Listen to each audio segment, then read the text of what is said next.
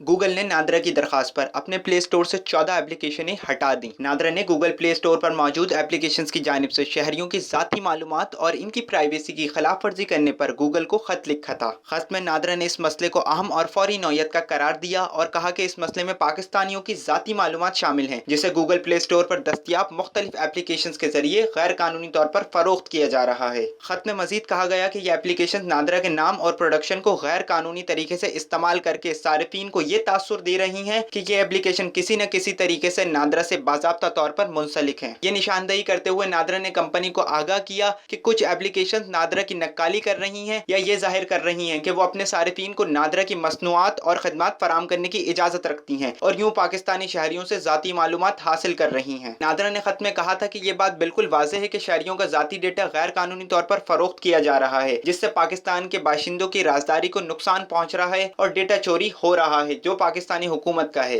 नादरा ने गूगल से दरखास्त की थी कि ऐसी तमाम ऐप्स को फौरी तौर पर गूगल प्ले स्टोर से हटाया जाए और नादरा की मिल्कियत, हसास मालूमात को शेयर करने और बेचने की इस गैर कानूनी सरगर्मियों को रोका जाए, जिससे पाकिस्तानियों के लिए संगीन सिक्योरिटी खतरात हो सकते हैं और साथ ही शहरियों की राजदारी की खिलाफ वर्जी भी हो सकती है। इदारे का कहना है कि मुस्तकबिल में नादरा के नाम या लोगों का इस्तेमाल करते हुए ऐसी ऐप की अशात तशहीर की इजाज़त नहीं होनी चाहिए। नादरा के चेयरमैन तारिक मलिक ने बताया कि नादरा के खत के जवाब में गूगल ने अपने ऐप स्टोर से कम 14 एप्लीकेशनों को हटा दिया। इन्होंने कहा कि गूगल को लिखने के अलावा नादरा ने अपने शहरियों की ज़ाती मालूमात की हिफाजत के लिए मसनूई ज़हानत का भी निज़ाम मुतारिफ कराया है। इन्होंने मजीद कहा कि 2021 में ओहदा संभालने के बाद इन्होंने रज़ाकाराना तौर पर शहरियों के ज़ाती डेटा तक सुपर रसाई को तुर्क कर दिया था और इसे नादरा के मुलाज़मीन के लिए भी नाकाबिले रसाई बना दिया था। तारिक मलिक ने कहा कि इसके अलावा डेटाबेस अथॉरिटी ने अपनी इंफॉर्मेशन सिक्योरिटी डिपार्टमेंट को भी बहाल कर दिया था, जो इससे कबल 2014 में इनके इदारा छोड़ने के बाद गैर फाल कर दिया गया था।